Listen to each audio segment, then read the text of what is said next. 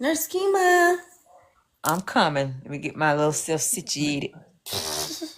As the chat builds, everybody tap the screen as you come in. Y'all share the live as you come in because this live is going to be super impactful. It's going to be super impactful, full of information. Oh, Lord. I wanted to get comfortable. For this live because we're going to be talking about some things that may be a little uncomfortable for people on their GLP-1 journeys. And we want to touch base on a couple of things that I think people think about, but we don't normally talk about. So share the live out, y'all, because it's going to be super impactful. Tap the screen as you come in. Get comfortable, get cozy. Y'all get ready to engage. Because we're going to be talking about some pretty impactful things. Just like some, let's see. And I'm going to say hello to people as they come in. We're going to give the live the opportunity to build first. Charlotte, I am going through, I feel like Charlotte asked, are you feeling okay? So I'm not feeling my best, which is why I haven't been on. Oh, Kima, you look so pretty, friend. Friend, thank you. You look so pretty. Oh, I am, as y'all know, Kima is recovering from surgery. So she just had surgery. So she's going to be doing a post-op surgery live tomorrow. So if you guys are contemplating having surgery, it's some important things that she is going to be discussing in her live. You don't want to miss it. It's some things from the clinical aspect of post-op care. She's going to be talking to y'all about that. One is going to be super impactful. So set your clocks for what time, Kima? 10 Eastern Standard Time. Yeah. 10 o'clock Eastern Standard Time. Mm-hmm. And I will be in that live moderating to make sure engagement is going right and all of the things. But I don't know, y'all. I have like a little, I feel like I'm coming down with like the congestion and cold, it's that season. So, because I work under the umbrella of outpatient medicine and emergency room medicine, I get exposed to a lot sooner. So I'm just, I'm trying to keep my little symptoms under bay. But I'm going to go ahead and I'm going to say hello to the people who are in the chat, Kima. Tonight, y'all, just so that you guys know, we're talking about GLP-1 unspoken topics. So this is going to be a very impactful live. We're going to be talking about things that people think but don't say. Okay, so let me say our hellos. Miss Selena Merritt is in the chat. Felicia Iodine is in the chat. Rennie, Charlotte is in the chat. Shay Jordan, April, Postmaster _ Andrea. Hey, Miss Elizabeth. Monica is in the chat. Robin Hall. I am Amaya. Oh God. I am Aisha Fali. I hope I said that right. Lisa is in the chat. Heather, Patricia, Frankie, Elaine, Stephanie, Law Love is here. Kim, Rose Parks is here. Boo is here. NJKBS1, Erica, Red, Cynthia, Tracy, T-shirt Lady, JD, Jesse, Cherry, Larry, Beverly Simpson, Charlene, Mumu is in the chat. The Life Architect, Stacy, Just Cam, Miss Blind Diva, Adam, Shell, Kelly, Evan, Leslie, Trey, Trisha, Miss KB, Mimi, Donna, Miss Hamilton, and Delilah is in the chat. You guys tap the screen as y'all come in. Share the live. If I dropped your name in the chat, go ahead and give us some pink and purple hearts. Pink and purple. We're going to do pink and purple hearts. Drop some pink and purple hearts if I called out your name. If I didn't call out your name, it's because I didn't see you. Sanji, I see you, friend. Felicia Clay. Lovely 68. Crispy, I see you, my love. Monica Low. Miss BW86 is here. Janet. PJ33. And I'm only seeing some of you because you guys are engaging in the chat. So the more you engage, the more I can see who is in here, you guys. A pink and purple heart. Thank you. Hey, Toya, welcome in. Ann Bradley, welcome in. Maria, Katrina, I see you, love. Welcome in, you guys. Thank you for the 101 people who are in the chat. If you're not yet following myself or Ask Nurse Kima, click our pictures as you see at the bottom of the screens or wherever you can see them. Make sure you are following both of us in the chat. Turn your notification bells on for both lives. As you guys know, we both are AMBO partners. So if you are someone who is wanting to start your GLP-1 journey, make sure that you check the link in both of our bios. We both have link trees in the bio, and the AMBO links are always available there. Okay? Thank you for the pink and purple hearts. Hey, y'all. Go ahead, Nurse Kima.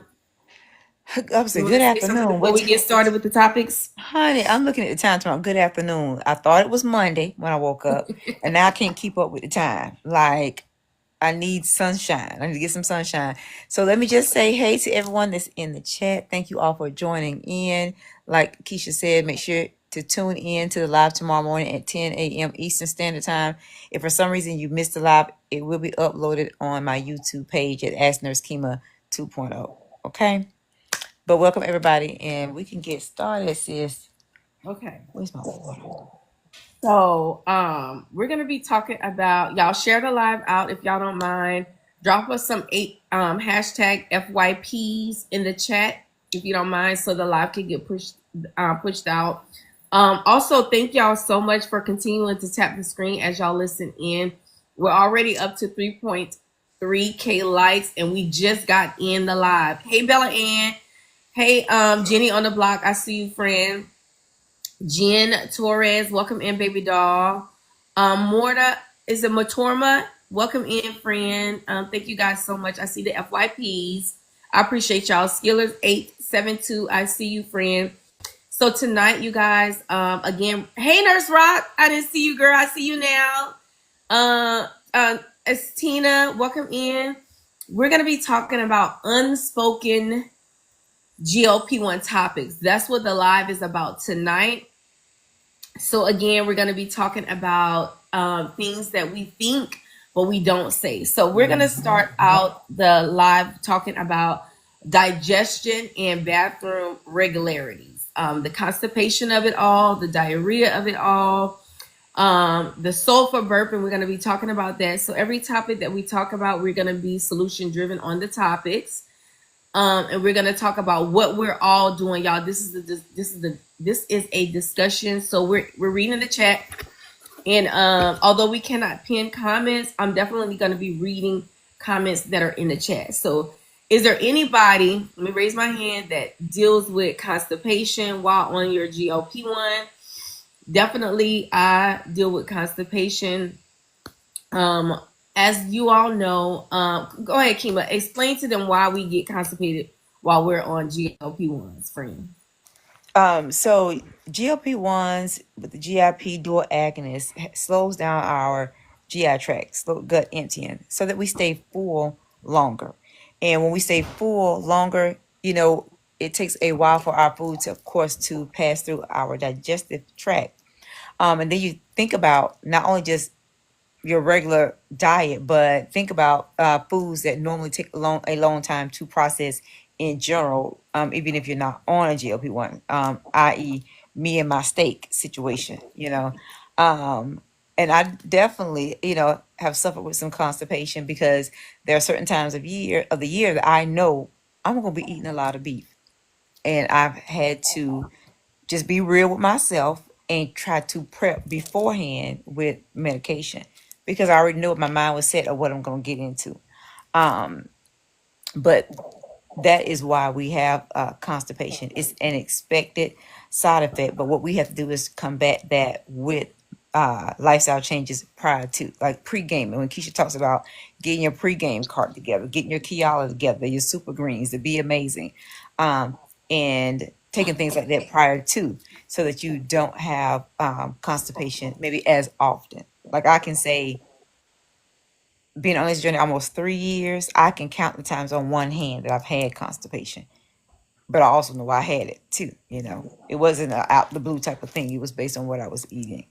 Mm-hmm.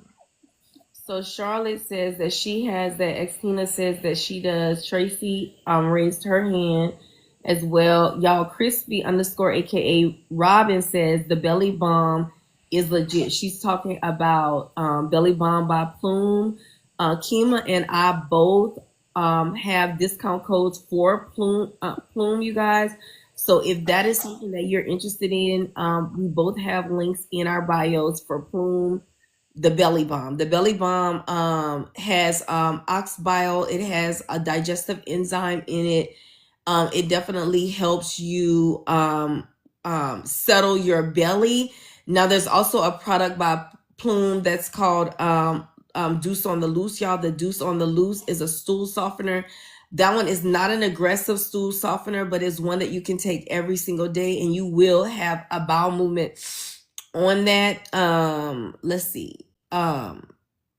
Let's see. I'm going to the chat to see if anyone, y'all, because I want to make sure that this is a conversation.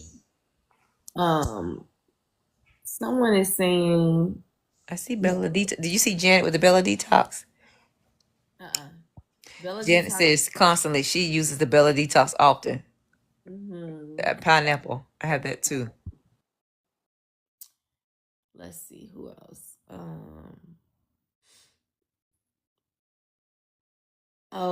User with a lot of numbers says I take Zoltan since my gastric bypass. Friend, educate us in the chat. What is Zol? Oh, she says Zofran. So Zofran is for nausea. Zofran helps with nausea, friend. It's not going to necessarily help you have a bowel movement, but it will settle your stomach for sure. Hey, Amanda. Hey, Rocio. Thank you guys for coming into the live.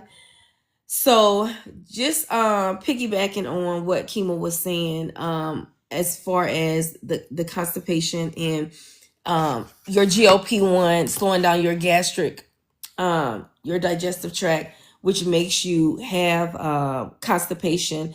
Sometimes you will always experience a lot of gas. You'll experience some bloating. Y'all, the sulfur burps are the freaking worst. I just experienced that not too long ago, that sulfur burping. For those of you who don't know what sulfur burps are burps that are very embarrassing. They smell exactly like how they call it, like sulfur. It smells like rotten eggs. And there are certain things that you can do to prevent that. So to prevent sulfur burping, since we already talked about what you can do, we'll go a little bit in depth about the constipation. But when it comes to sulfur burping, you want to make sure that you are taking you some pre and probiotic. Sulfur burping can and you also want to take you a PPI. That's a proton pump inhibitor, something like a Zantac, Pepcid, Prilosec, something like that. That's going to I'm a little bit under the weather, but I'm okay. I'm coming out with like some congestion or and stuff like that, but I'm okay. I got a lot of energy, which is why I came on live. So you want to make sure you're doing your PPI to decrease the gastric secretion. Thank you, Amanda. And you want to make sure you're doing your pre and probiotics. Now, when you take a pre and a probiotic, your pre and probiotic is specifically to help you with gut health. Okay. When you are delaying your gastric emptying using GLP-1 medications, food is going to sit on your stomach a lot longer. It's going to break down and it's going to sit there, and bacteria will grow. Like it's no ifs, ands, or buts about it. I'm going to explain it low what PPIs are. So you want to take pre and probiotic so that you can make sure that you are introducing good bacteria, which will offset the bad bacteria, and there will be a balance. So the PPI, proton pump inhibitor, which is Prilosec, Prevacid, Zantac, there's a lot of them. Protonics, I don't know that Pepcid. Oh, Pepcid. Yes, Pepcid. You want to take stuff like that. You can do like Tums. Tums is more for gastric to decrease your gastric acidity. But you want to do something like that because you want to make sure the acidity of your stomach is balanced, because when it gets really acidic and the bacteria is there, the sulfur burping is going to start. And when you start with sulfur burping, like the very first time you have a sulfur burp and you get that nasty sour taste in your mouth, because not only can you smell it, some people can taste it. I can taste it. Start treating right away, right away. Okay. Let's see. Oh, y'all. Oh, this is a good one. Miss NYC says alkaline water. Y'all, she is freaking right. And you know what, friend? You just see, this is why I always say I'm never the only person educating. Every time I am on live, there is always somebody in the chat. That's why you gotta read the chat, y'all, and pay attention to the chat. There's always somebody in the chat that's gonna drop a bomb like alkaline water to prevent sulfur burping. Chef's kiss, friend. Chef's kiss. I've never done that, but I will moving forward. And Amanda is telling us Nexium and Acifex is another PPI. 1,000%. 1,000%. Hey, Queen Mama, welcome in. Hey, Jay, welcome in. Go ahead, Kendra. Go ahead, Kima. Hey, Kendra. Did you want to say something, friend? I was over here trying to get this water in. I had a little coughing spell. Okay, I thought so. I saw you with your pillow. Welcome in, my love. Welcome in. So, one of the things that can happen, you guys, in relation to you having constipation, some people will have diarrhea. Hey, Kathy, I'm sorry. I always say when you have diarrhea, you guys, first of all, diarrhea, sometimes your body will present diarrhea because it's trying to get rid of something. So if you are having a diarrheal episode, if it is like a spontaneous one and done type situation, or maybe two and done situation, sometimes your body is trying to get rid of something that is trying to hurt you. So I never tell my patients, like right out, like in my nursing practice, to start treating with Imodium, like, just because you feel like it's an inconvenience for you. Sometimes, well, first of all, diarrhea is always an inconvenience, but we have to get accustomed to, like, if your body is having a diarrheal episode, sometimes it's doing that because it's in response to something that's trying to hurt you. So let it run its course. However, if you start developing like weakness secondary to your diarrhea, if you just Tasha Shop says our bodies are so amazing. They are, it is. And you have to respect your body, especially when it's trying to help you. And some of us don't know how to recognize when our bodies are trying to help us and when it is like a ailment, right? So if you're having a diarrhea episode, let your episode take its course, because it's probably trying to get rid of some type of bacteria that's trying to take you out, friend. So, but if you feel like it is getting where you're getting dizziness, you're getting weakness, you're getting muscle cramping, okay, that's a little bit too much. And always, always, always, always remember, if you are having a diarrhea episode, whether it's a one and done or not, replace your electrolytes, because 9 times out of 10, if you're having a diarrheal episode, not only are you cleaning your colon, like it's cleaning your colon, it's pulling water from your body. So it can dehydrate you, but it will also pull your electrolytes. So anytime you have any loose stools, make sure you are implementing electrolytes. Can you take Miralax more than once a day? Yes. I've seen doctors order it in the morning and at bedtime. Kima, feel free to interrupt when you want to, baby, because girl, I'll be talking my head off. Let's see. I was trying to keep the background noise down over here because my husband is being quite entertaining. Oh Lord. Yes, him in that red cup. Okay. Jay, you're absolutely right, friend. He says stay hydrated. 1,000%, friend. So when you're experiencing constipation, when you're especially experiencing um diarrhea and sulfur burping, y'all, you can develop what is called bathroom anxiety. You can develop what is called bathroom anxiety. This is something that can affect your social lives, and it can affect you at work, because our bodies don't care where the hell we at. When it's time to get stuff done, it's time to get stuff done. So one thing I would say is, when you're on your GLP-1 journey, always keep you like a little bag, like a little pouch or a backpack or something, so that you have your supplies in. And I'm gonna tell a funny little quick story about one time I was so sick. I didn't even give a damn, y'all. I didn't give a damn. I didn't give two. Shh. You hear me? Y'all, I had went to my very first TikTok official trip, right?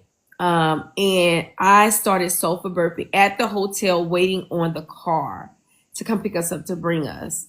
Long story short, I took some Tums, because I didn't know my body was going to do what it did, but I just took some Tums because I didn't want to burp in public, because I knew it was foul. Like, if you've ever had a sulfur burp, you know, and listen, put what in the check? Okay. The vomit face. What is something? The vomit emoji. Let me see if I can find it. That one. Let's see if we can find. Cause that's it. That one.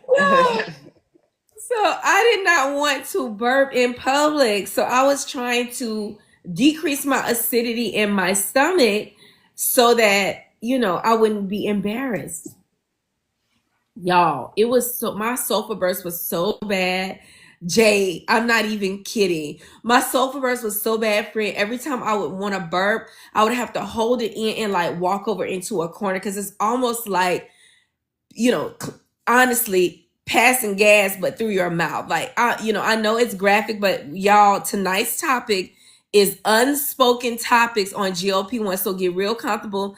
We're nurses. Listen, I ain't I can talk about anything. I'm a nurse. I done seen it all. Listen, I done had the word. Listen, there's no shame. Okay. So anyway, y'all, my sulfur burping got so bad right when it was time for us to go around and meet. Like, this was a networking event where they had tables set up where you go and meet with companies you want to work with. Soon as they opened the doors for us to go into the room where all the vendors were, why I vomited in my mouth. Y'all, I had to run to the bathroom. And when I tell y'all, I was like embarrassed, but relieved at the same goddamn time. Like, it was to the point where, y'all, it was so foul. The security guards was spraying air freshener in the hallway outside the bathroom. So I have been completely, listen, and then I was so relieved after, because my stomach was just so upset. But after I did that, I was so relieved, like I didn't even give a damn. My husband was like, I'm finna clean you up. And this one, you got to ride or die with you. This one, you got that one. My husband was like, I'm finna, because I was so embarrassed in the bathroom. I was like, just take me back to the hotel. Like, I can't do this. My husband was in the bathroom and he was like, oh, we didn't come all of this way for this to stop you. We finna clean up. And like I told y'all, I keep like a little bag with me. So I cleaned up. My husband cleaned off my clothes, because I even had like a little stuff on my clothes. He cleaned off my clothes. I took my little toothbrush, my little mouthwash, cleaned up my mouthwash, put my little body spray on, wet my hair, because my hair, my hair wasn't down at the time, it was back, but I was vomiting so much, like some of my hair had fell forward. We slicked that hair back, baby, and I went and I got all the connects. that I needed to get at that time. So I said all of that to say, when you're on your GLP-1 journey, if you know the side effects of your GLP-1 journey and you know how to treat them, be prepared, because you never know where you're going to be when this stuff happens to you, and you don't want your medicine to get the best of you. You want to be in control of whatever situation it is, good or bad, good or bad. So don't let constipation or diarrheal episodes make you have bathroom anxiety. Take the stuff that you need to take with you. Have it on you at all times, because we never know when we're going to have those episodes. Just be prepared to treat yourself and bounce back. Okay? You control it. Don't let it control you. Okay, for the 116 people who are in the chat, thank you guys for being in this live. You guys, this live is going to be super impactful. If you guys are not following myself or Ask Nurse Kima, make sure you guys click on both pictures. Make sure you're following us. Make sure you put your notification bells on. Jay says, I feel like some people don't know how frequently they should be going. How regular is regular? Kima, you want to speak to that? That's a good question, Jay, statement. Because my regular is it once a day. That's regular to me. But I've had patients that say if they can go just 3 times a week, that's regular to them. So I do think regular for each person may be different based on their intake, because we don't all eat the same. We don't all drink the same. Our digestive systems do not all function in the same quote unquote manner based on our lifestyle.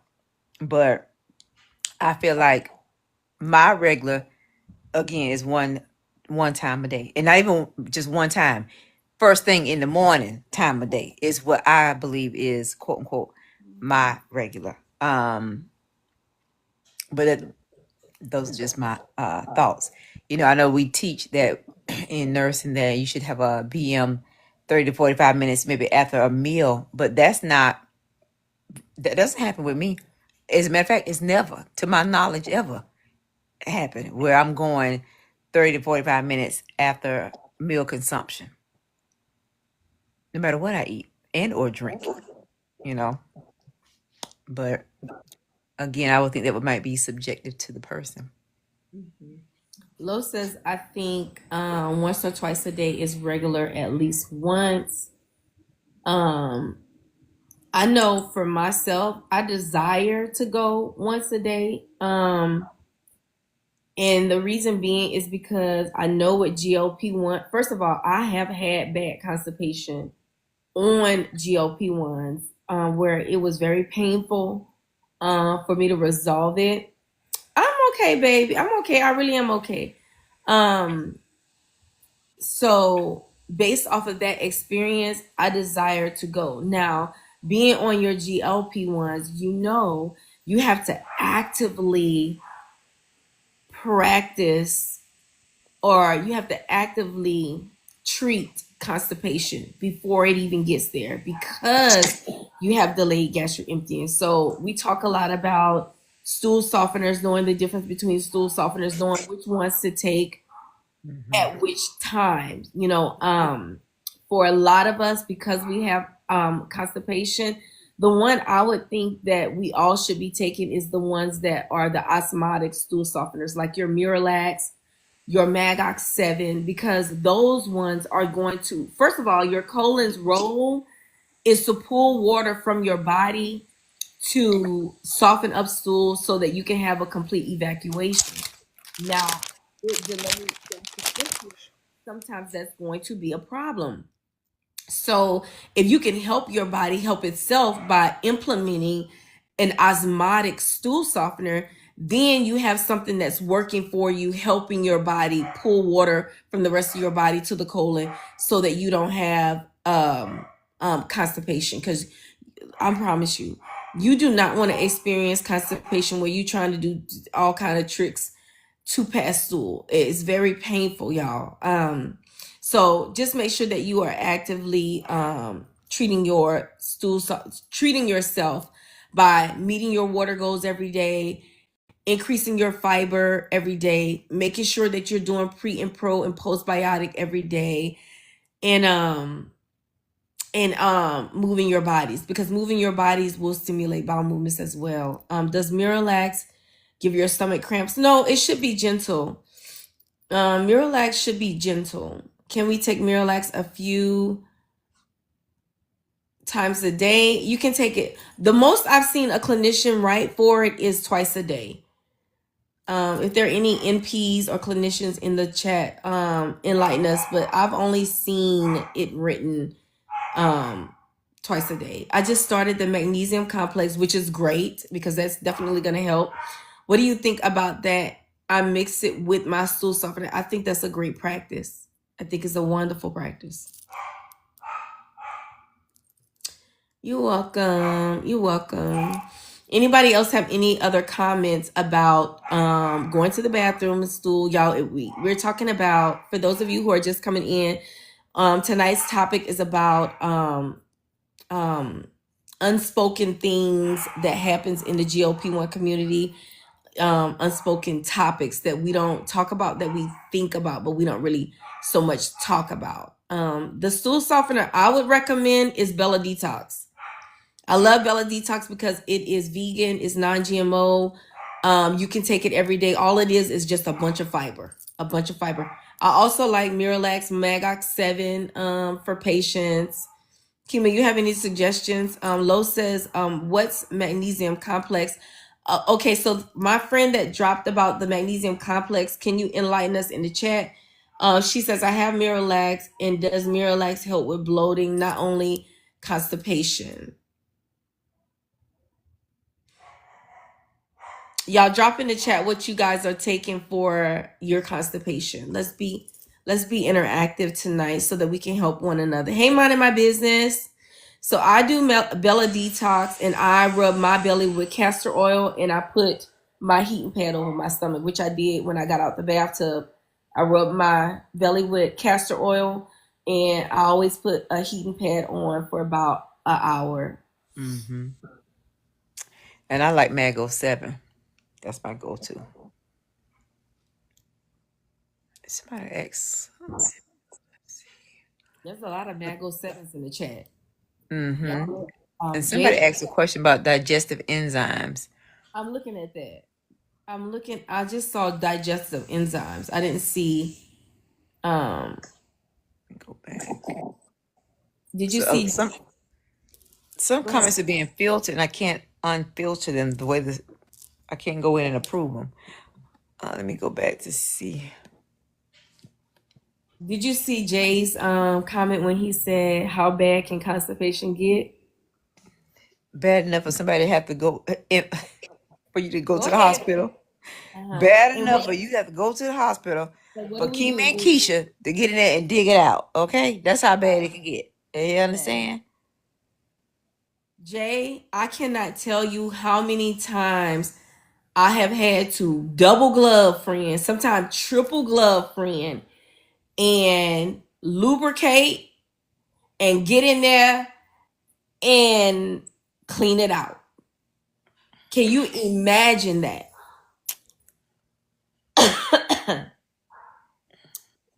That's how bad it can get, because it's either gonna come out from the bottom or it's gonna come out from the top. And I've experienced in medicine, helping patients with both of that, where they're going BM from the mouth and at the bottom. Baby. Yeah. Ooh. And that's bad. Anita was saying digestive enzymes help with sulfur burps and issues with certain foods. Okay, that's what she was saying. Mika says they can cause hemorrhoids. Absolutely. And you know how you get the hemorrhoids? You know how it causes hemorrhoids? When you are constantly repetitively bearing down on your rectum to have a bowel movement, you're straining the veins down there, and so they'll pop right on out, honey, and they hurt. That hurts, and they bleed. Cynthia says she used Bella and she used Benefiber. So do I. Yes, Lord, it keeps me miserable. Um, but it's hard for me. A lot of water, but I'm trying. Very good, friend. So ideally, you should be going. You should be having a bowel movement every day. But like Kima says, not everybody has a bowel movement every day. Every other day, maybe every 3 days for sure. If you haven't had a bowel movement in 3 days, is a problem, and you have to lean into your detoxes so that you can make sure that you're having bowel movements, because when your colon is congested, you're gonna have a problem absorbing nutrients that you need. So don't let your colon get so congested that you can't absorb the nutrients that your body needs to absorb. Okay. Now, before we move on to the next topic, oh, my friend says, yes, I have hemorrhoids. Now, my God, today she says, I am miserable. Baby, get you some Tux pads. Go get you some Tux pads. Make sure you lean into your witch hazel. Get you some what you call that stuff? That ointment that you do the inserts with. Preparation H. Yeah. Oh my God. I'm so sorry, friend. I've experienced that. I am so sorry. That is a miserable thing. It definitely is. Before we move to the next topic, for the 114 people who are in the chat, thank you guys for being in the chat with Kima and I. If you're not yet following Charge Nurse Keisha or Ask Nurse Kima, make sure you are clicking the page so that you are following us both. Turn your notification bells on so you know when we both are live. Y'all, thank y'all so much for getting us up to 34.1K likes in the lives. For those of you who are just coming in the chat and you're not familiar with Kima and I, we both are partners with Amble Health. Tonight we're talking about GLP-1 unspoken topics. If you are someone who wants to start your weight loss journey using GLP-1 medications or using peptides or amino acids, y'all, we have links in our link tree in both of our bios. So click in the bio so that we can get you set up with a obesity trained specialist.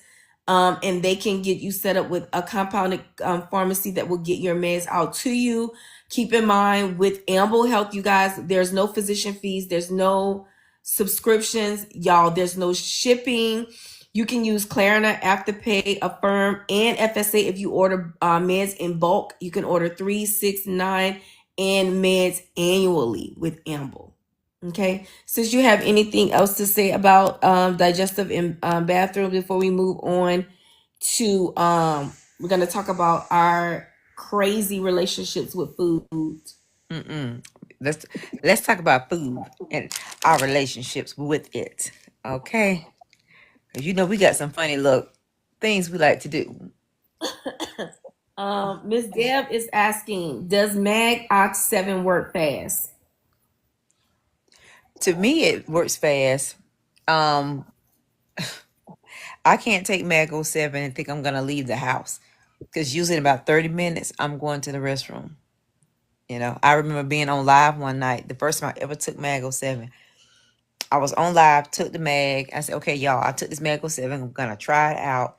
I could not get through my live. I don't think I was on for 40 minutes, and I had to hang up and run to the bathroom.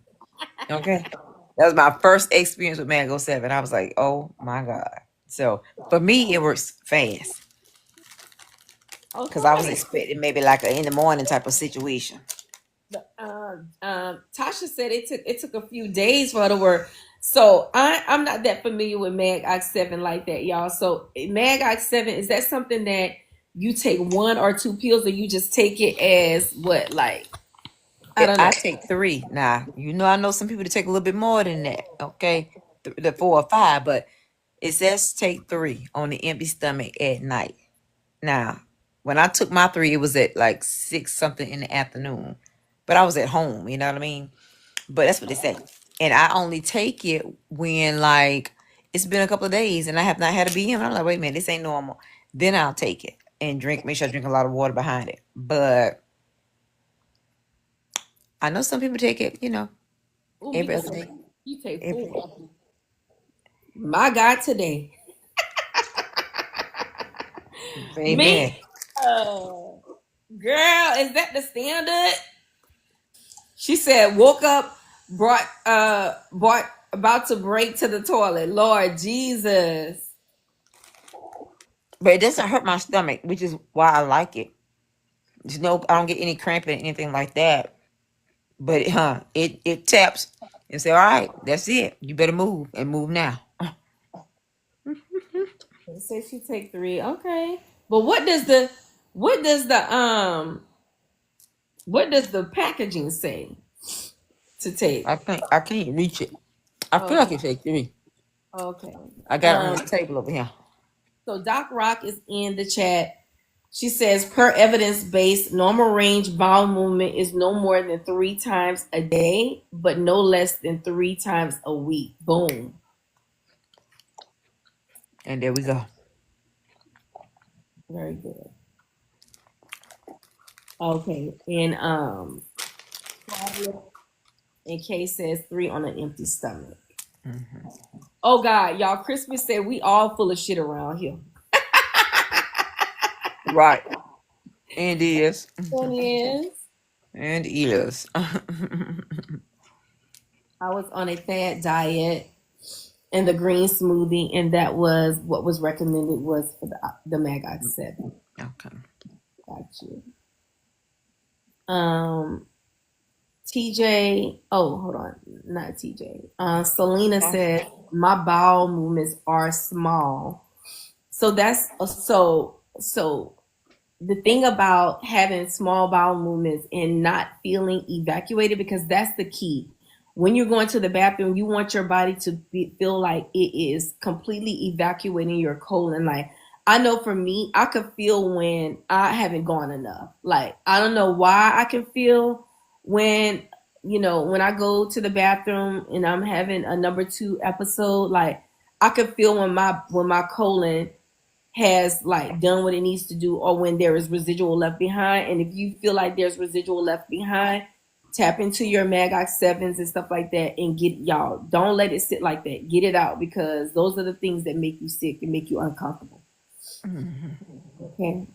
You want your colon to be cleansed so that you can uptake the nutrients that you need, because we're already dealing with gastric delay in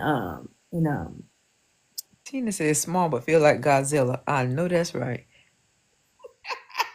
I know. Be so mad when it's so powerful. It feels like it's gonna be so much, and then it's nothing. Like I sat here for all of that time for this. Yeah, no. Hey, Ronnie, honey. pellets. Right, Jay. No, Kay. Oh gosh. Okay. So I see a couple people have come in the room. You guys tap the screen. Continue to tap the screen as you come in. Make sure you guys are following myself, Charge Nurse Keisha, and Ask Nurse Kima. Tap on both screens and turn your notification bells on. And just another reminder for the people just coming in, Kima is going to be live in the morning at 10 a.m. Standard Eastern Time. She's going to be talking about post-operative care from the clinical point of view. Okay. So make sure you guys set your set your timers for that. Okay, so we're gonna move on to in tonight's topic, we're talking about unspoken GLP-1 topics, things that we all feel, but not all of us talk about. So we talked about going to the bathroom, constipation, diarrhea, having bathroom anxiety. Now we're gonna move on to our crazy relationships with food. Things like food noise, food grief. Y'all know that's a thing. Because I know I'm grieving a lot of stuff. Taste changes and social eating pressure. So let's start out with talking about food noise, how to silence it. Let's talk about food grief. While some food noise goes away, for some people, people they have like a surprising loss for the joy of eating. Now, that's one thing I can definitely say I do suffer with on my GLP-1 journey, y'all. First of all, I'm a Southern Black girl. I was born in Georgia. Most of my family's from the Carolinas. My mom remarried a man from New Orleans, and I married a man from Southwest Louisiana who is Cajun Creole. That's three different types of food. How can I say it? Food Culture. cultures. Mm-hmm. Yes. There's three different food cultures that I have grown to love. And so now I blend them all. But being on a GLP-1 journey, it prevents me from and thankfully so, I'm thankful for it. But I have developed a better relationship with the way I eat those type of foods. Now, I don't restrict myself. I've never restricted myself, but I can't indulge in those things every day, every other day like I used to love, like I want to. So sometimes I get so upset. Like, for example, I'll get on the scale. Like I told Kima today. I told her today, I said, girl, because I haven't been feeling well and I haven't been very hungry, I've been leaning back into smoothies, and not even the smoothies that I make at home. I've been going to Smoothie King, and those are very sweet. They have high calories, y'all, very sugary. But it's been sustaining me because I really haven't been eating. Like I haven't eaten today, and I was drinking a smoothie. I took a couple of sips. Now I'm doing my little tea, but it's things like that. Like I wish I could drink a smoothie every single day. I love the way smoothies taste, but if I want to keep my weight down, if I want to have a great relationship with food and be kind to my cardiovascular system, kind to my pancreas in the way it puts out insulin and the way these meds are helping me be more insulin sensitive, kind to the way my body will retain fluid if I put so much carbs in my body. If I want to keep that stuff at bay, I have to respect my commitment to not do those things. But do I feel sometimes like it's a suffering type of thing? Hell yeah. I be feeling like people that don't have loud food noise and people who don't have like insulin resistance, I feel like you guys are winning because it's very hard to refrain from eating those type of things that I love eating every single day. Like I want to just eat what I want to eat. Shit, I don't want to count calories every day. I don't want to use my food scale every day. I don't want to use my food tools every day. I just want to be normal. Yep. And I definitely feel like that. Being from the South, what we call the dirty South, and I'm raised in the country, and I want to eat soul food every day, but I want to eat it how my grandmother makes it. I don't want the revised soul food I cook now, so I'm replacing my pork with smoked turkey. I don't really want that, even though it's good. I don't want that, and I feel bad when I substitute, pork with the turkey. Instead of eating my spaghetti with ground beef, I'm using ground chicken or ground turkey. Like I feel like I'm cheating myself and punishing myself because of the lifestyle change. And I deal with that from a mental perspective. Like sometimes I don't know what I want to eat or how I'm going to eat because we all have different appetites here in the house. But like I really feel bad about not being able to or eat the smoked pork meat like I want to, and my greens or my cabbage. You know, sometimes I want pig feet, and it's like I get upset because if I eat it, then what's gonna happen? You know what I mean? It's gonna be the issue with me and the scale, me and trying to get in these clothes, me and water retention. But I definitely deal with it. To be honest, sometimes I want a pickled pig feet. You know, Oh my God. but Yes. yeah. Jay says, people without metabolic dysfunction will never understand. Jay, they won't. And it burns me up, Jay, when people say, "Oh, you guys cheated because you're taking um Ozempic and stuff like that." That's why a lot of my posts lately has been about that because I don't know why my algorithm is uh is on people who are judging the GLP-1 community. But it's so hard for me to resist eating those type of foods every single day, because that's the way I was raised. I was raised, you know, with smothered food. You know, when I say smothered, for those who don't know, in the black community or in the African American community, um we do what we call smothered food. That's where you brown your meat, whatever it is, you brown your meat in grease, cook it down, and then you make roux from grease and flour, and then you cook it down in the grease and flour, and it makes this beautiful, amazingly flavored gravy. Y'all, when I met my husband was eating rice and gravy every day, just a different meat. That's how he was raised, every day, with cornbread, or they'll have rolls on the side. And also, when they smother meats down, they cook with like 2 and 3 meats at a time. Like, if you make a side dish, say for instance, they're gonna do greens, or they're gonna do cabbage, or they're gonna do something as simple as green beans and corn. They have 3 different meats. They'll have tasso, they'll have chicken. I'm sorry, they'll have tasso, they'll have like a smoked hock or something like that. And then they'll also have sausage. And it's so good. Imagine eating all of that, and then now, okay, now you got to do chicken sausage. You know what I'm saying? Like, if that ain't a freaking sacrifice, friend, tell me what the hell it is. Because if you've ever had gravy and rice, baby, you eating. If you ever had a side, they have a million meats in it, and all of those meats marry, and you get that good flavor, baby, you eating. So don't tell me I'm not making sacrifices, on my GLP-1 journey. Honey, don't make me curse you out now. Oh, yes.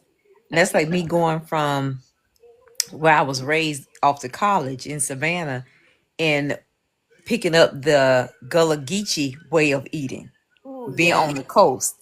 And so there was rice with every meal, white rice, yellow rice, crab rice, seafood rice, with everything. And I was like, coming from my house, we might have rice every now and then, but we're gonna have more vegetables and meat than Yes. the rices and the seafood and stuff. So even going to Savannah after college, I learned there was a difference, a way of cooking food there versus an hour and a half up 16. You know what I mean? Mhm.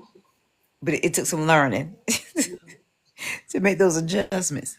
Yes. So now what we do, and I'm gonna read the comments, y'all, because there's 40 comments I want to read. Now what we do, we'll cook the meat. We'll use olive oil if we're gonna cook something down, and then we'll just have like a side, something like cabbage, Brussels sprouts, greens. We'll have corn, we'll have broccoli. So it's a meat and a vegetable. Every now and then, and I mean every now and then, I'm not even talking about once a week will we eat rice. We may eat like rice maybe once every 10 days. So that's a huge sacrifice. And can I commit to that? Absolutely. Yes, I can. But we're talking about the unspoken things that we feel in the GLP-1 community when it comes to our journey. And those unspoken things are real. I know that we, in this particular thing, is called food grief, that I'm talking about. So Mika says, I wish my food noise was gone. Maybe I need therapy to help me with stress eating. Um, I don't think therapy is what you need, baby. I don't think that. I think that you need to take something that is going to control your food noise, because your food noise, I know some people will think that it is mental. Is food noise mental? Let's talk about it. Is food noise mental, or is it physical? Is it mental, or is it physical? Or is it both? A little bit of both. I think it's a little bit of both. Because there are times when I don't even know if it's really food noise or if I just have a taste for something. And I want that taste. And then I'm kind of satisfied. I don't know if I really have a whole lot of, let me say, quote unquote, food noise. I feel like I have things that I just desire certain times of the month, like my sweets, candies. I want a certain time of the month. Um, but I do think it's a little bit of both. Because am I gonna indulge or not? You know what I mean? Hmm. But Um, so PIRG, friend, I don't know how to pronounce this. PIRG. Oh, is it per, you know, is asking, are we letting people up who have questions? I don't mind that.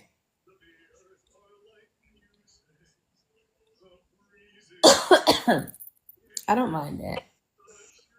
let me see here. Selena says, this is good, ladies. Appreciate your vulnerability. Oh, you're welcome, friend. It's just something that, I feel that is very important. Do you see Jay's question? How do you maintain and honor traditions while staying focused on your health? That's a good question. I think you manage by using your tools, Jay. Whatever it is your I'm gonna let you up, friend. Whatever it is that you are using to track your calories and stuff like that. And I think that you can do like calorie cycling where you do high calories one day, low calories one day. That gives a great balance.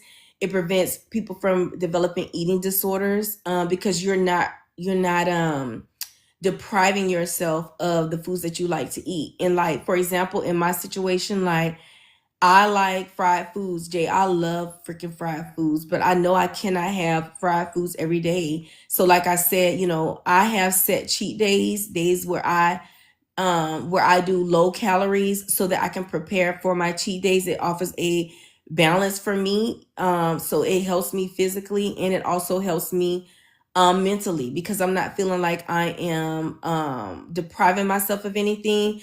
And then on the days that I am doing high calories, high fat foods and stuff like that, I make sure I detox right after. Like the next day, I'm making sure that I'm detoxing and stuff like that. So that's what I think. Now if it's a deeper issue, I definitely will say talk with your clinicians and see if your clinicians will have some insight and some evidence-based material and evidence-based resolutions for you. Okay.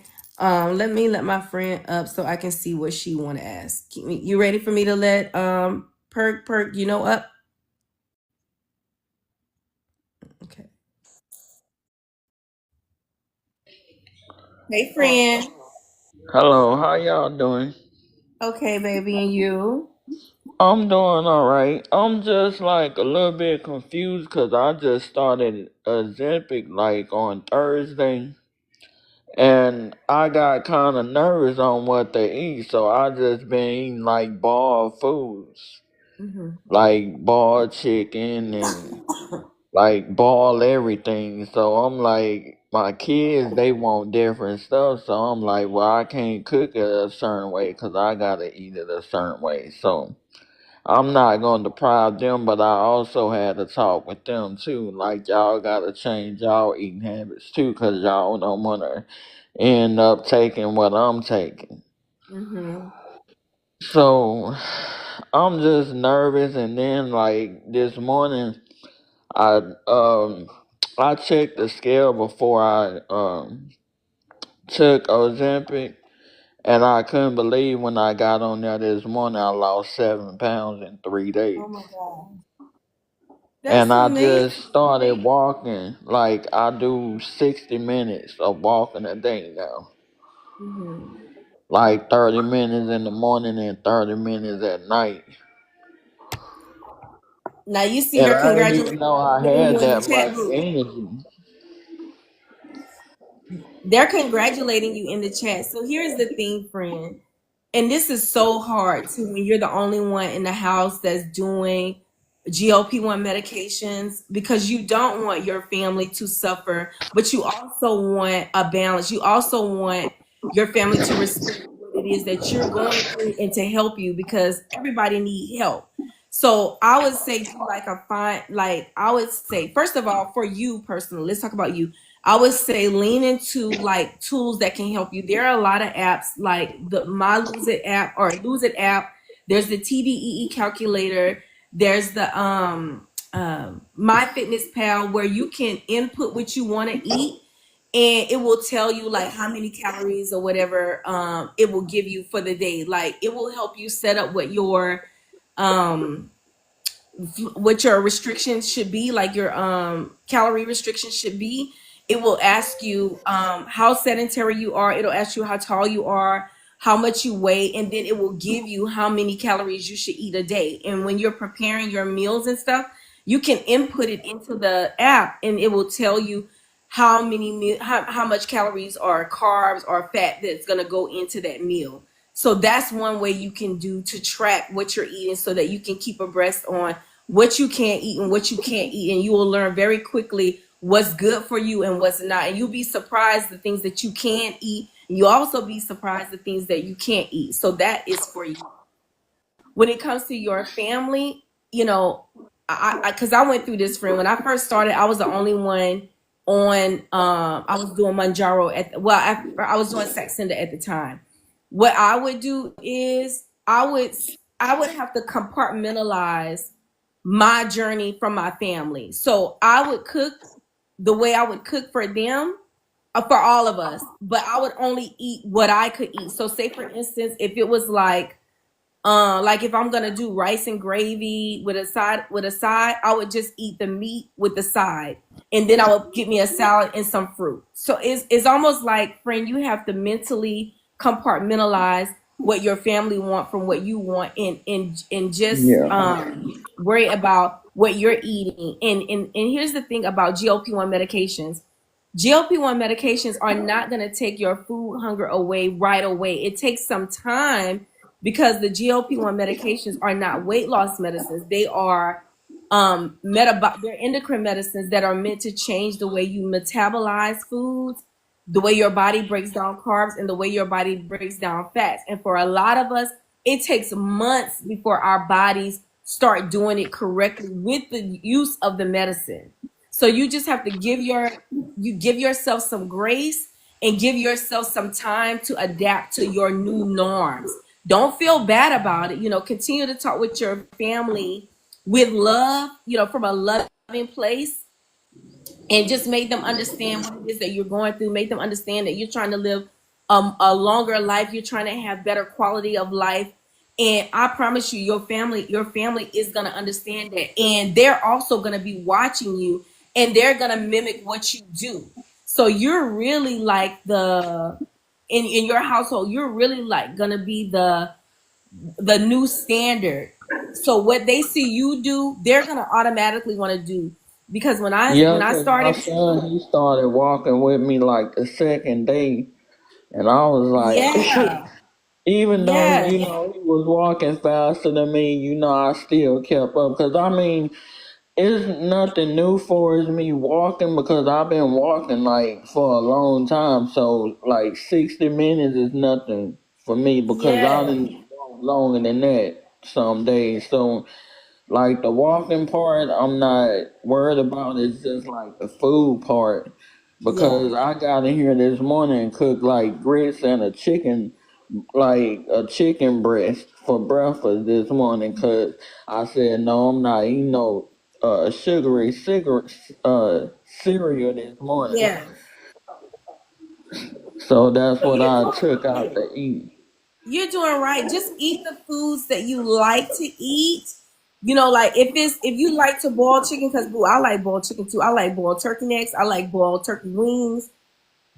Just eat real simple. When you first started, eat real simple. And like Nurse Rock said in the chat, she says make slow changes that you can adapt to. Don't have an expectation to change your eating habits overnight. Because remember, when you're on GLP-1 medicines, especially if you have true obesity, you have true insulin resistance, this is going to be a lifelong thing for you. So those small changes or those big changes, they're not going to happen overnight, friends. So just give your body some grace, give your mental time to adjust, and do the best that you can. And I promise you, you're gonna get to your goal, friend. Just stay strong, stay connected to your GLP-1 community, so that we can keep adjusting your crown for you, and we're gonna see you at your goal. We're going to see I you at do your have goal. one question, like, cause like before I found out that my doctor was gonna put me on that, I was drinking like sugar-free Kool-Aid anyway, like the Sugar free. Well, they say sugar free, but they don't have like caffeine or nothing in it. But I looked it up on Google and it said don't like drink too much of that when you taking Ozempic. Mhm. I think they speak to that because certain certain sweeteners will spike your glucose levels, which will um cause your body to produce more insulin or want to produce more insulin. So I Oh, definitely understand that. So you have to lean into the sugars that don't do glucose spikes, which is like stevia and stevia. What's the other one, y'all, in the chat? Help me. The sugars that don't spike the your blood glucose. I'm gonna cut my camera on and show you something that I ordered off Not fruit. TikTok. Let me see. Okay. I don't forgot how to. Okay. Uh, this what I got off of TikTok. It say stevia. Uh-huh. So yes, if So it has stevia in it, you good. okay, You yeah, good. cause I've been putting like a half a pack in my water, You good. just a half a pack, not a whole Mm-hmm. pack, but just a half a pack, Mm-hmm. just to like drink that water, which I drink water, but at the same time, like I don't like the taste all the time. Yeah. Yeah. Do I you was have trying any? to cut my camera off.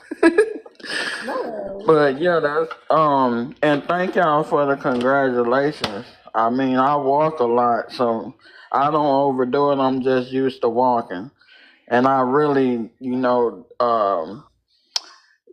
I want to like from a month from now, Lord's will, if I still, if God bless me to see it, Yes. I want to go up more than Yeah. 60 minutes. And And walking, cause walking, is good for you. yes. And one other thing, friend. One other thing. I know you say you just started on Ozempic, and they probably have you on the babyest of dose. So Yeah, they got me on 0.5. okay, so okay, very good. So if you doctors will typically increase your dose every 4 weeks, friend. So don't be afraid to let them know to increase your dose if you want some more appetite suppression or whatever. And not necessarily meaning that when you increase your dose, you will get appetite suppression. But clinical studies have shown people lose more weight when they get into the higher range of the dosing with semaglutide. So Oh, okay. yeah, but I also know a lot of people who have just been on 0.25 and who are over 100 pounds down. So just gauge Oh, where you wow. are in your journey and so that you can determine whether or not you want to stay at the dose that you are or you want to increase. Yeah. I guess I'm basically saying don't be afraid to increase your dose if you feel like you need more. Does that make sense? Yeah, that makes sense. Okay. But I'm Um, I'm actually happy that I got on TikTok tonight because I was gonna go live and like go and ask people what like give me some type of like list of what I can eat because like I didn't throw it away majority of all the sweet stuff I had in here. so when you think about the foods that you can eat, just think protein forward, fiber forward, low fats, low carbs. So So I um, would probably be better off going to Whole Foods, getting what I really need. you don't necessarily have to go. You don't necessarily have to go to Whole Foods, but Whole Foods is definitely a good place to start. It's definitely a good place to start, but you don't necessarily have to go to Whole Foods. Oh, okay. Send me a DM, baby, so we could talk more about it. Okay. Okay. All right. Thank you, Kima. You have anything you want to add, baby? I dropped some websites in the chat.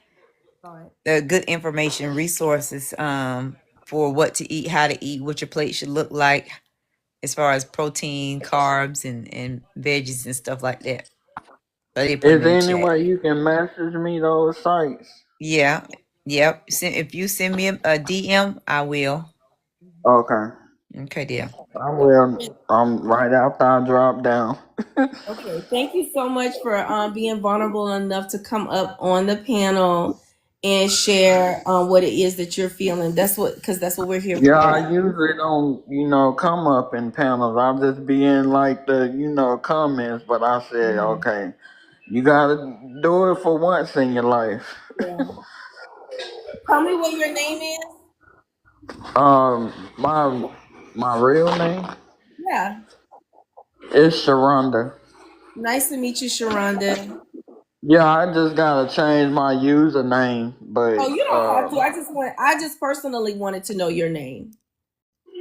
yeah, that's my name. Hmm. A lot of people I go know me go by my middle name. I just don't like my first name. But yeah, that's my name. So I don't want to hold your boxes up or nothing, but I'm gonna drop down in the Okay. comments. Thank you so much for coming up on the panel, baby. I appreciate you.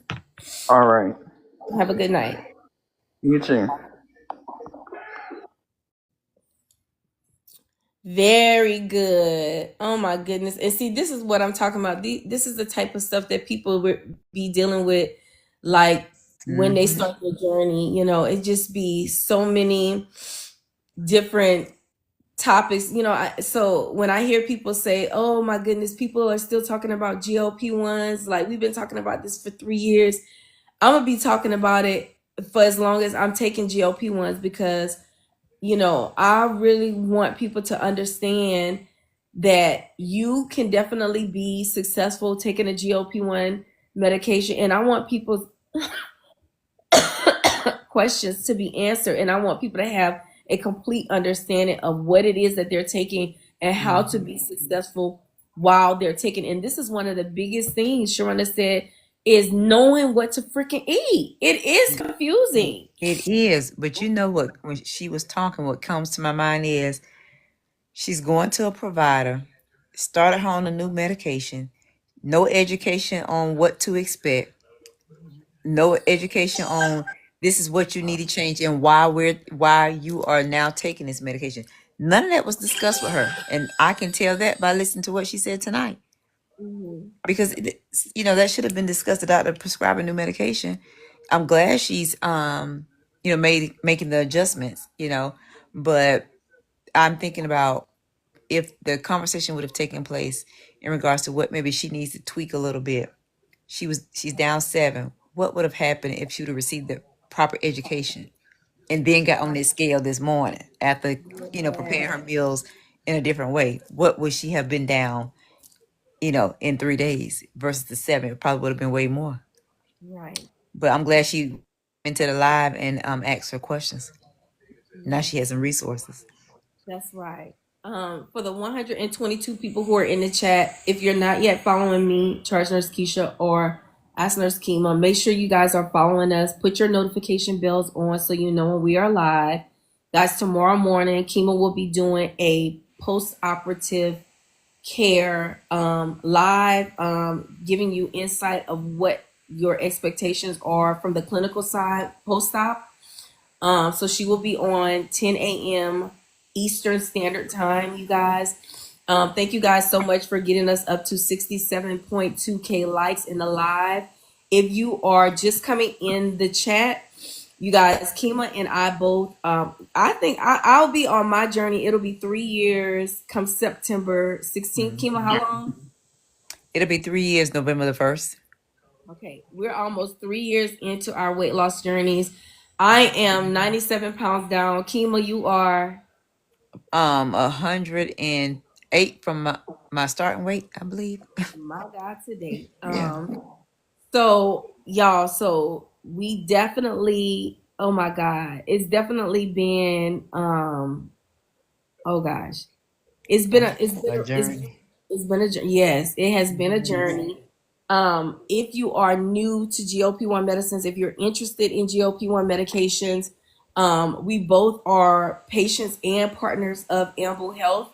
So if you want to start your GLP-1 journey using GLP-1 medications, we both have links in our link trees on our profile pages on TikTok. So go to those links, you guys. Click on the links for Amble's weight loss plans.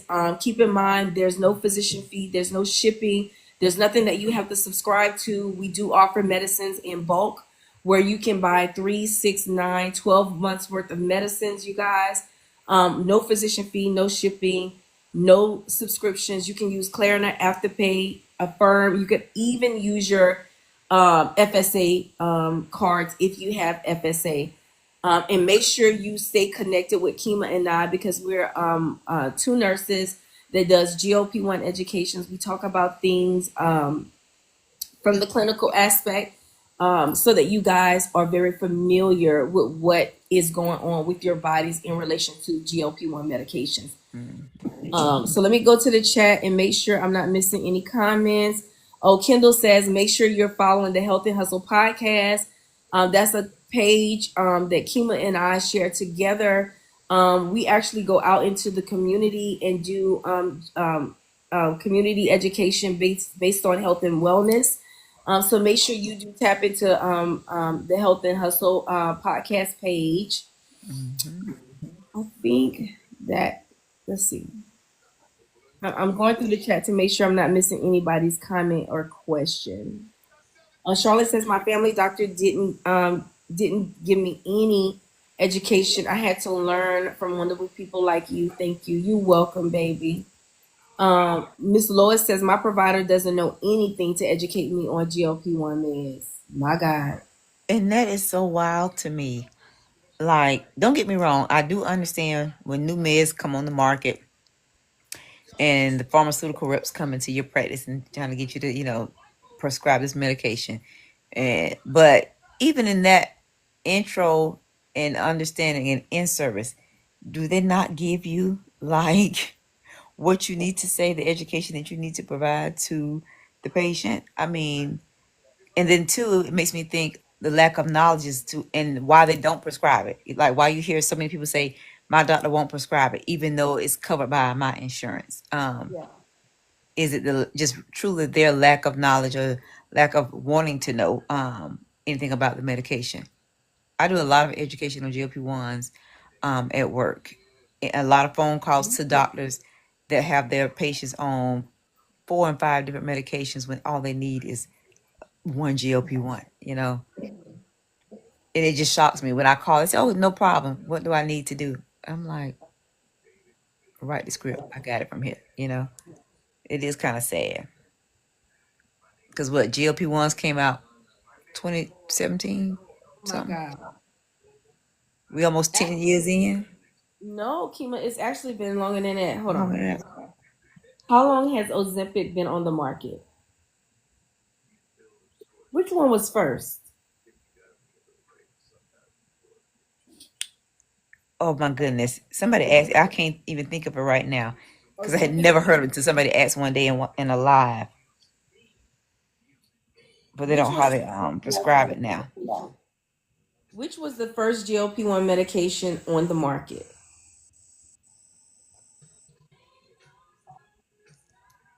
Which one was first? Byetta. There you go. Byetta in 2005. There you go. So it's actually, GLP-1s have been on the market, y'all, since 2005. That 2025. 20 years ago. It's been 20 years, y'all. They just get better. They just get better. Hey, Tessita. Let me see. Okay. So we're talking about so for those of you who are just coming in, we're talking about unspoken topics on GLP related to GLP-1 medications. We're talking about things that we all experience but we don't talk about. And so at the top of the live, we talked about constipation, diarrhea, and sulfur burping that can be embarrassing, and the constipation, diarrhea can be embarrassing. It can cause bathroom anxiety. Now we're talking about our relationship with food and food noise, food grief. Y'all, what about taste changes? Having taste changes while you're on GLP-1 medications. For example, you may have once loved greasy or sweet foods, and now those things are unappealing. Which thankfully, some greasy foods are unappealing, but I know I definitely do mourn sometimes. Like I'll eat something and I just feel like it just don't taste right, and it just makes me not even want it. When I know it's not the food that it doesn't that's making it that way, it's my medicine making it taste crazy. Yeah, And taste buds off. Like food aversion. with the aging process, how you might hear some, at least my grandmother says things, she doesn't have the same taste buds. So something that it might be salty to me in her mind doesn't have enough salt, or if I say it's sweet, too sweet to me, she said ain't enough sugar in there. There is a comment that is in the chat. Let me go back. Southern Vaughn asked, she says, hey y'all, would like to hear more about dosing every 5 days. See a lot of people doing this now. Thank you, Southern Vaughn. So, I mean, again, almost 3 years in the game. People are talking about it now, but they've been doing it. People have been doing every 5 days since the first year of, well, as far as Mounjaro. That is not new. They just didn't talk about it. They're only talking about it now because there are companies and doctors recommending that people microdose and take every 5 days. Me personally, as a nurse, I feel like it's not uncommon. I never thought it was unusual. I actually felt like microdosing was going to come sooner, as well as higher milligrams, because everyone will not be able to have therapeutic range, will not receive 15 milligrams and be therapeutic, or 12.5 or whatever is out there right now. I do feel like there will come a time where there are going to be patients that might need a little bit more. But again, that to me is no different than doctors prescribing 2 blood pressure medications for somebody. To me, being able to take your GLP-1 more than once a week, it doesn't sound far-fetched, and I think we'll see that. I mean, to me, I think every 3 days might even come up, only because you're going to have some people that are just not able to reach their therapeutic range, and the doctor just got to figure out what to do. It's like trial and error, which is why people have multiple medications for blood pressure, cholesterol, diabetes. That's just me. That's my innovative way of thinking, because I know there's more than one way to skin a cat, and there's no such thing as it only being just one way. But those are just my thoughts. Keisha, what do you think? So I think that split dosing can be beneficial and it can be harmful. So when you think about split dosing, first of all, the reason why doctors did split dosing was because they would do it for well, how it started on the clinical side. Because what people do in their homes and what they want to do, that's something totally different. But when it comes to doctors split dosing, what they were doing was split dosing for patients who were having a problem with side effects. So they felt like it was a little bit too much medicine all at one time. So they would split dose for patients so that it can get your body adjusted to the medicine a little bit better and counteract some of those side effects to make you more tolerable for the medicine. And then they would build you up to where you're now taking your medicine the way clinical studies have shown. There is no clinical studies to show how beneficial it is to split dose. There's no hey friend, the Perry fam is in. There's no clinical trials to show what your results will be with split dosing. So I can't tell you whether or not it works or not. I've never split dose. I don't know that life, but I do have some education on split dosing that I would like to share with you all really quickly. So these are notes, because I did education on this before. These are notes that I have in my phone. So, split dosing of GLP-1 medications refers to dividing the prescription dose into two smaller doses taken at different times instead of taking the full dose at once. This approach is sometimes used to minimize side effects or to improve your tolerance. So, there's benefits and then there's not. There's benefits and then there's some risk. So, the benefit of split dosing, number one, would be reducing side effects. Taking smaller doses may decrease common side effects like nausea, vomiting, bloating, diarrhea. A patient can build better tolerance. So that's number two. It can help patients gradually adapt to the medication, especially when increasing the dosage. Improve medication adherence. Patients who experience fewer side effects may be more likely to continue their treatment, because a lot of people who come off the meds, they think they have an allergy to it, which is not so. It don't be an allergy most times. It's not an allergy. It's just that they have bad side effects and they don't know how to treat the side effects, or they are not familiar with split dosing until they build up the tolerance. So it'll improve medication adherence, and it's a customized dosing. It allows more flexibility to tailor the treatment to the patient. So there are some situations where your doctor will split dose to tailor the medicine to your needs. Now, when we talk about risk of split dosing, number one, it's an off-label use. All right. So split dosing may not be aligned with the approved dosing guidelines of the medication, potentially affecting efficacy and safety. So when I hear people say they are split dosing, I always think about what's the efficacy? Like, are they really getting a full effect of what the medicine is supposed to be? And I think that because there's no evidence-based studies to show what split dosing does. And y'all know I'm an evidence-based practice nurse. I like to go toward what the studies say, because that's concrete evidence. Like, I can show you what you're going to resolve or what the resolve is going to be. Whereas if you're split dosing, I don't have nothing to, there's no validity in it for me. So I don't know how to justify it for you all outside of saying, you know, it's going to help you be more adherent. It's going to help you be more tolerant. It's going to help you with less side effects until your body builds up the tolerance for it. Amanda says, my sister-in-law just started and her doctor started her with split dosing. Very good. I think that's great at the beginning of your journey, if it's going to help you with all of those things. Now, another thing that may be risky is variable effectiveness. Keisha, what does that mean? Dividing the dose may reduce the medication's effectiveness, right? The GLP-1 doses are designed to maintain a consistent level in your bloodstream. So when you think biologically in the bioavailability of the medicine, the clinical studies have shown what your body will do at a certain level that you build in your bloodstream. So if you split dose, how can we show the efficacy, the effectiveness of your medicine? So that's something to think about. Number three, which can be risky, is it increases the complexity of the medicine.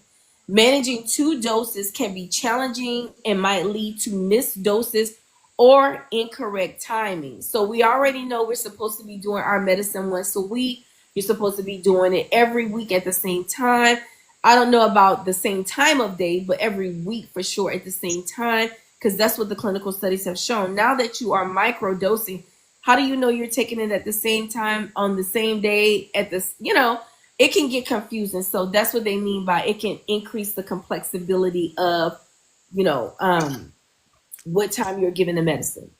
Number four, insurance and provider approval. Split dosing without a provider's approval may lead to issues with your insurance coverage or medical oversight. Okay, so that's something that you want to think about. And then number five, which one is most important to me, is potential dosing errors. Now, we already have people who give their dosing wrong because they're not understanding the concentration of their medicine in comparison to the units that were prescribed. If you're buying in bulk, then you're getting a different concentration and you're getting different units. But without proper guidance, patients may inadvertently take inaccurate doses. So you just want to be very mindful of what you're doing without your doctor's approval. If you're going to microdose, just make sure that you are microdosing under the umbrella of your NP, your PA, and your clinician, because they will be able to give you the right amount of units that you're to give when you're split dosing, and as to whatever your concentration is. So just consider all of those things. And then there's some recommendations that I want to give if you are considering split dosing. Medical supervision, because your medical supervisor well, my notes say split dosing should only be done under the guidance of your healthcare provider. Symptom monitoring, keep track of how your body responds and report any worsening side effects or lack of efficacy to your doctors. Adherence times, ensure doses are spaced evenly to prevent blood sugar fluctuations and reduce effectiveness, y'all. So just be mindful of the split dosing stuff. Am I against it? Absolutely not. I'm not against it. I just want you guys to do what it is that you're doing under the umbrella of your PA, your NP, or your clinician. Hey, Nurse Brenda, welcome in. Yeah. So there you go. Lovable says, I'm scared. She said, I'm scared now. My script is for twice a week. It is confusing, but I have been taking it for 2 months. To me, you have to find a way of eating. Amanda says, to me, you have to find a way of eating. You can do it long term. Got you, friend. So any other comments on split dosing? Because that's the topic that we segue to. For the 117 people who are in the chat, if you're not yet following Charge Nurse Keisha or Ask Nurse Kima, make sure you click both screens, you guys. Make sure you're following us. Turn your notification bells on so you know that when we're live. Again, another reminder, Kima will be on live 10 a.m. Eastern Standard Time in the morning. She's going to be doing post-operative care. I know a lot of you guys are far along in your journeys where you're considering surgeries. I've seen a lot of surgeries come across TikTok. Not so much education from the clinical side. So Kima is going to be doing education on what it is that you're what is to be expected on the clinical side post-operatively. So make sure that you tune in at 10 a.m. Eastern Standard Time for that live. Also, thank you guys so much for getting us up nearly to 90K likes in this live, you guys. We both appreciate it. Another reminder, Kima and I are both almost 3 years in to our GLP-1 journeys. We both are patients and partners of Amble Health. So if you are someone who just entered the room, you're not familiar with what Amble is. Amble is an online telehealth company that connects you with the clinician, that will connect you with a compounded pharmacy where you can get scripted semaglutide and tirzepatide personalized with diluents such as B6, B12, glycine. You may get taurine, you may get L-carnitine. It's specialized, so it's based upon your medical assessment. If you are wanting to start your journey using Amble, we both have Amble links in our link tree, so you can go to the profile pages to Ask Nurse Kima, Ask Nurse Kima or Charge Nurse Keisha, and start your weight loss journeys or your peptide journeys or your amino acids today, you guys, today. But tonight we're talking about the unspoken topics that we all think about while we're on our GLP-1 journeys, but we don't pretty much talk about. So we think about it, but we don't say stuff out loud. At the top of the show, we talked about Laura, I feel like I'm on a show, but at the top of the live, we talked about constipation, diarrhea. We talked about sulfur burping. All of those things can be embarrassing. All of those things can cause bathroom anxiety. So we talked about the resolve for that. If you missed it, y'all, we will be uploading this live to my YouTube channel and Kima's YouTube channel. So make sure that you look out for both lives to go public.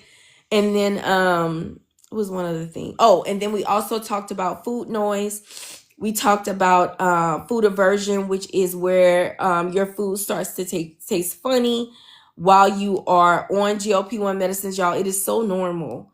um but now I want to talk about social eating pressure. If you have ever been in the social setting and you have had anxiety about people maybe watching you, your family members looking at how much food you are fixing, what foods you're putting on your plate, people talking to you about how you look, drop what kind of emoji in the chat? Drop a spoon in the chat. Yes. Is there a spoon emoji? Yes. So, a plate of something. A plate or something. Yeah. Yeah. Because, honey, I can drop some plates and forks and knives because I have been dealing with that well before starting on this journey. I remember even as a child being at my grandmother's house and somebody, maybe I fix my plate, whatever it is. And I remember adults coming over me to ask me, what you eating? You don't think that's too much on your plate? As a child, not to mention the up and down with the dieting since I was an adult and going out to dinner and no, I want chicken, rice, and whatever, but I'm eating a salad instead because I don't want somebody judging what I put on my plate. Or going out to the buffet, but I'm only gonna get a salad plate and then one regular plate, but I know I want more than that, you Yeah. know? Girl, I can't tell you how many times my dad have told me in summer when we're eating or when we fix food, that don't look like no GLP-1. That part. That don't look like no GLP-1 plate to me. So Mo Gotta Know says, are them guessing the number of pounds you've lost? Yes. Amanda says, my grandmother fixed our plates. Hey Irish, welcome in, baby doll. So yeah, I do often get food anxiety. Well, at the beginning of my journey, I had food anxiety. Now that I'm in maintenance, shit, I make people respect what's on my plate. Yes, I lost 30, and I make sure I say I lost 97 pounds. I can eat this today. It's not gonna make me no ways tired. Like I kind of Hmm. like bite back a little bit depending upon the type of energy I'm getting. It depends on what kind of energy I'm Yes. getting. If it's Yes. playful energy, I'm gonna give you back playful energy. If you really Yes. questioning my food and you like serious, I'm gonna give you some serious back. So whatever energy I get in those situations, I match it. Boom. Same. I match it. But social eating pressure can look like you declining food at a family gathering, which can lead to like awkward explanations or even like food guilt. It can cause you to have food guilt, and you wouldn't even set out to have no food damn guilt. You just want to eat. You know what I'm saying? And you don't feel food guilt, and some until somebody Until got to somebody say, what the yep. hell is on your plate? Like this, my plate. You mind yours and let me mind mine. I don't went this long with 97 pounds down. What make you think what I'm doing today is gonna be something different? You know what I'm saying? So it's like that social eating thing.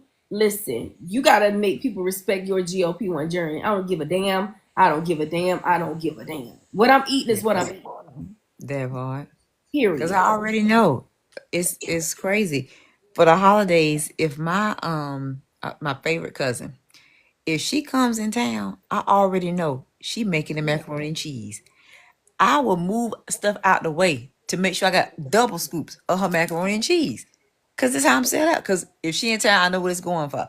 You know, if I have, cause I do have, I want certain stuff, and I will adjust how my plate looks, my portions, based on what I want to eat. Cause I'm gonna eat what I want to eat, Right. like for Seven real. says, mind your plate. She says she telling them mind your plate. That's right. God damn it. God damn it. Mind your plate. My God. Tennessee anybody State. does anybody want to come up and tell a story about when they had social anxiety relating to um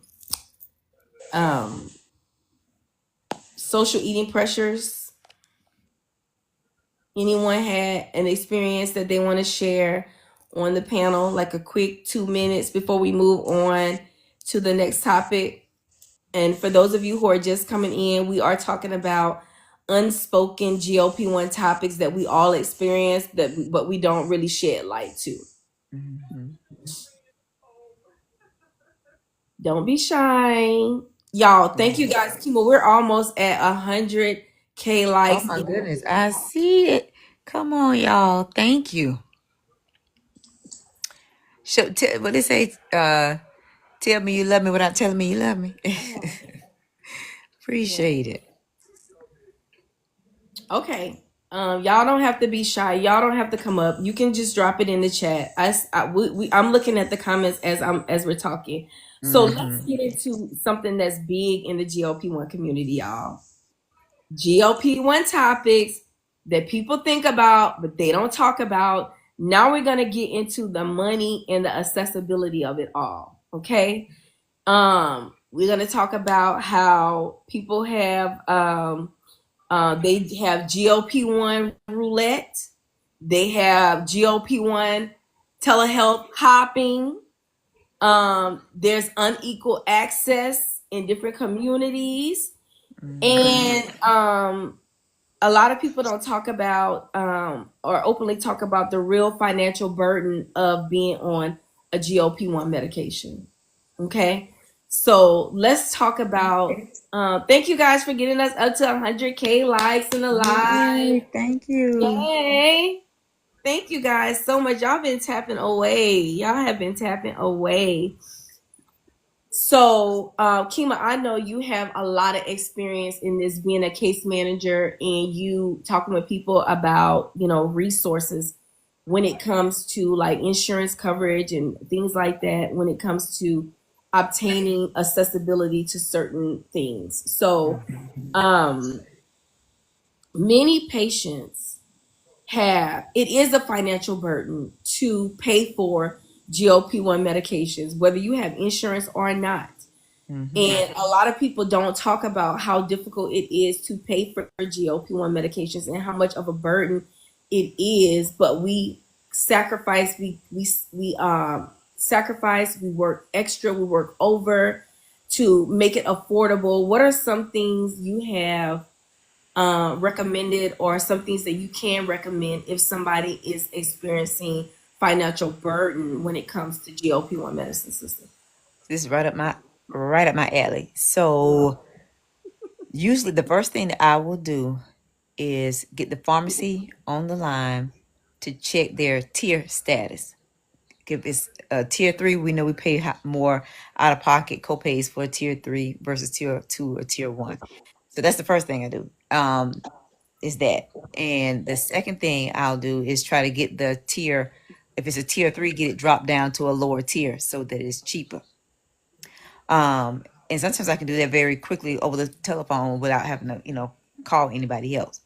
Of course, we're always checking for different coupon cards that are available, not just the manufacturer cards. Sometimes the pharmacies have individual coupon cards that they will use for members. It just depends on that pharmacy. And I'm not talking about your Publix, your Kroger's, or the Walmart pharmacies or Sam's. I'm talking about some of your mom and pop places have those coupons.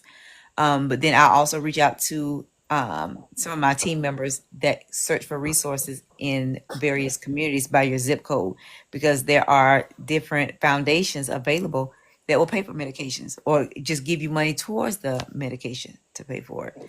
But I see that, a lot with GLP-1 medications. And sometimes it comes from misinformation from the doctors just saying, oh, your insurance won't pay for it, without even checking, because they don't want to write the script. You know what I mean? But those are typically the things that I have done. And in most cases, I will call a doctor or the nurse practitioner to advocate for a member. without saying it on our recorded lines, but basically giving them the code, what you need to say, what needs to be on this prior authorization for you to help your patient. Let's help me help your patient by writing this, and this. But that's kind of what I deal with when it comes to like the GLP-1s. And to be honest, it's no different from any injectable, to be honest. Most injectables are pretty pricey. But that's the same. I go through that same process. With any patient that has an injectable, it's the same thing. So, when it comes to unequal access, there is a silent frustration amongst patients who see or who are able to afford compounded medicines for off-label use.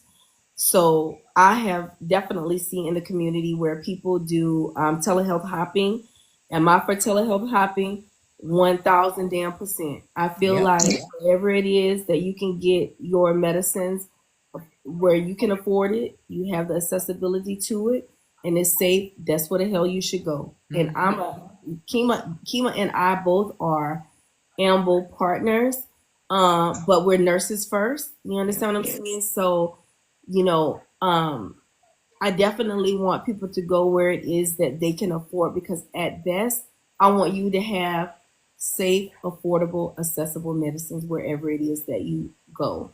Yeah. So I have often seen people telehealth hop to where they are getting their medicines at the best price, at the best sale, at the best whatever it is. I'm totally not against any of that. Even being a Amble partner, because I understand that, friend, paying $300 a month for one medicine, and I know there are some people that be on 5, 10, 15 scripts. So I damn well understand you wanting to minimize out of pocket expense for one medicine. So And that's a fact. And it's something that I hope that people are not ashamed of doing. Do what you got to do. yeah, Do what you got to do. You know? They used to have that saying back in the day, robbing Peter to pay Paul. You know what I mean? Like, you just do what you got to do to get your medicine. You know? yeah. So I definitely want you all to feel, to put your ears to the street. Look at the companies that that work best for you. Now, I am going to take a moment to toot my horn with Amble, because Amble is a patient first provider. I love that about them. They are legit scripted, so I absolutely love that about Amble Health. I love that Amble doesn't charge physician fees. They don't charge subscription fees. They don't charge for shipping on top of your medicine. Love that they give you guys the opportunity to use Klarna, Afterpay, Affirm. You can use your FSA card. So I absolutely 1,000,000% appreciate that from Amble Health. And again, if any of you guys are wanting to start your weight loss journeys using Amble Health, Kima and I both have those links in our link tree where you can go meet with an obesity trained specialist who has legit scripting that will connect you with one of our compounded pharmacies. That is 503A. For those of you who don't know what a 503A compounded pharmacy is, a 503A compounded pharmacy will only make compounded medications from a prescription. So your medicines do not come out of batches, and they can only make a certain amount for you. They cannot share your medicine with anyone else. So I love that about 503A. We only use 503A compounded pharmacies, y'all. We have hired a lot of 503A pharmacies so that we can better get you guys your medicines more at a more reasonable time. It takes 7 to 10 business days from the time that you meet with clinician to get your medicines. Okay. Has anybody had any obstacles financially? And you don't have to say, but I'm asking, does anybody have any questions about financial about your financial obligation to taking a GLP-1 medicine. What do y'all think about it? Do y'all think that the prices should be cheaper? Do y'all think that that insurance companies should offer these on tier 1? What are y'all thoughts? Drop it in the chat and I will talk about it. What are y'all thoughts on it? For the 116 people who are in the chat, thank you guys so much for being on live with Kima and I this late, you guys. We are talking about unspoken topics in the GLP-1 community when it comes to our GLP-1 journey. And right now we're talking about money and accessibility, how the price tag of GLP-1 medicines can be so grand, but they also give grand results. Mo Gotta Know says it should be cheaper. $4,000 to $1,000 a month is crazy. It is crazy. Charlotte says so far Amble is cheaper, is the cheaper one that I found. So if I don't think I found one cheaper than Amble either. It would be nice if Amble could lower the price just a little. Been with them for over a year. Friend, you know we did a price drop this year. I want to say in January, February when they rolled out the bulk pricing. So if you order your meds in bulk, you get them cheaper. They just one of my mods, Kendall, just dropped the price points of Amble in the chat. She dropped what the hold on, let me find it. She dropped what the Tirzepatide is. If you order month to month of Tirzepatide, it is $329 a month. But if you order 3 months worth at a time, it's $255, which is a great price. If you order 6 months in advance of medicines, it's $248. If you order 9 months, it's $240, and if you order annually, it's $235. So that's pretty cheap, girl. But I hear what you're saying. She also says you pay upfront. For bulk pricing meds, they're sent every 3 months, you guys. 3, 6, 9, or 12 months worth of meds can be sent, and you can pay using Klarna, Afterpay, Affirm, or you can put it on your FSA card.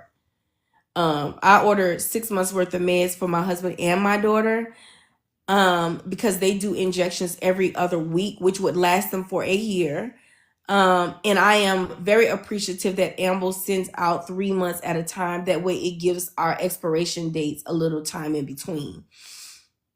Charlotte says, I am with Amble. Can I suggest a new pharmacy? What you mean, friend? Amble was cheaper than my local compounded pharmacy. Yeah, Amble is definitely going to be cheaper than your local compounded pharmacies. For sure. For sure. Charlotte, what you mean, baby? Oh, are you saying you want to use a different pharmacy with Amble? So when it comes to Amble, you don't get to pick which pharmacy your meds come from. Your medicine is going to come from whoever is ready to ship out first. So it's done like that. So where I usually get my medicines from Revive, I've been getting my medicines from Greenwich as well. So I never know which one is going to get me my meds. Are they still using Revive, Jojo? Yes. For some patients, yes. Now I don't know how to determine who's going to be your priority, pharmacy. But yeah, we do still use Revive. But we have hired on a lot of new pharmacies that are really good. So our customer service is better. Our shipments are better. When we rolled out that bulk pricing with Amble, we took a customer service hit because you guys really was ordering a lot of medicine. And one of our pharmacies that we were using closed without notice. So it set us back, but we're on par now. We got our pharmacies back in order. We've hired some clinicians. We hired a lot of customer service reps. And the Amble partners have their own customer service representation now. So it's always best for you to sign up underneath an affiliate. It does not have to be Kima or I, whichever affiliate that you feel most supported by. Because when you do have customer service issues, your partner can use their resource to help you in the background. Oh, Perfection Prescription. Got you. So Charlotte, send me that information. Anybody else have any other questions about medicine? Financial resources.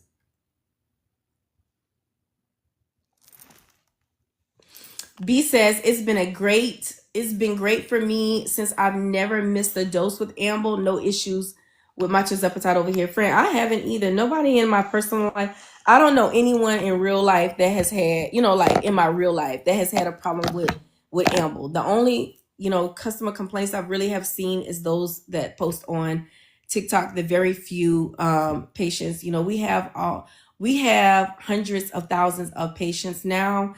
And like our complaints are very low, but they're loud. You know what I'm saying? Like people that complain, it really do be loud. It'd be more, it'd be more broadcast than people who are satisfied. Most people are satisfied. And I love that. I love that for us. Any other questions before we move on? Because now I want to move on to intimacy and relationships while on GLP-1 medications. And for the 124 people who are in the chat, Kima and I are talking about unspoken GLP-1 topics that we think about, but we don't talk about on our GLP-1 journey. Just shedding light on things that we experience behind closed doors, hoping to show you guys how normal some of these things are. Will you please send the message that I have? If you're talking to me, Smart Cookie, yes. If you send me a message, I can respond, baby. Oh, Lord, let me turn my heating pad off because I'm getting overheated now. Anybody else? Oh, yes, I'll check it. I'll check it, baby. So when it comes to intimacy and relationships, y'all, so there are some things that people experience with, intimacy when they take GLP-1 medications. So some people may have energy shifts. Some experience fatigue or low libido while on GLP-1 medications. You're changing body image because you rapidly losing weight. That can lead to like loose skin, confidence struggles, unexpected partner dynamics. I do my castor oil, friend, every time I get out the bathtub. Every day. I don't miss. Jealousy or misunderstanding. Partners and friends may minimize your efforts, saying it's just the shot. So has anybody experienced any intimacy or relationship changes since you've been on GLP-1s? And that can be with your partners, that can be with friendships, girlfriends, guy friends. Anybody have any issues with body changes, like loose skin, like the confidence that you have, or I know a lot of people deal with a jealousy a lot. People not wanting to give you your flowers for the work that you have done while you're on GLP-1 medications. So anybody want to talk about that? So a couple people says yes. Zanita says dryness. So let's talk about that. What are the benefits of castor oil? So castor oil helps your bowels move, friend. If you rub castor oil on your belly will, your colon, it'll absorb in the belly down to the colon, and it acts as a lubricant stool softener. So it puts an oily coating around your stool and is able to come out easy. Some people will drink castor oil. Some people will drink mineral oil, but you have to look at the, hold on, let me show you. For example, I got a little bottle right here, child, that I keep in what? My little meds bag. But this is the one that I rub on my belly when I get into bed. This one here. Organic golden castor oil. I just rub it on my belly, and then I put my heating pad on my stomach to make sure it gets absorbed down to my colon. And friend, I go to the bathroom every day, but I actively work on, my bowels. Kima, did you want to say something?